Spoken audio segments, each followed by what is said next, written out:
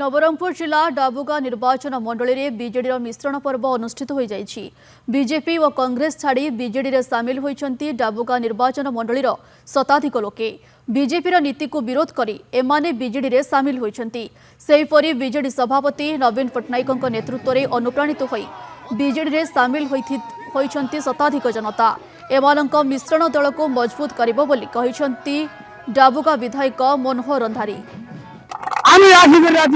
सामिल जनता दल मनोहर रंधारी डाबुगा विधायक जी भलिया काम करी चलाई आम निर्वाचन मंडल भलिया काम द्वारा निजी आप आसिक सामिल आज आम डाबुगा निर्वाचन मंडल कोसामुंडा ब्लॉक 15 गोटी पंचायत सराल दोनुआ जो माजुगुणा पंचायत सराल दोनुआर 20 परिवार कोसामुंडा पंचायत 10-20 परिवार आज कम से कम गोटे 200 ରୁ 400 लोक बिजु जनता दल जोग देइछन्ति। ए सरकार जेबोली भाबरे आम लोक मानकर पेटरे लात मारिछि। ए सरकार रो विरोध रे जनसाधारण आज मेई बिजु जनता दल सामिल होइछि।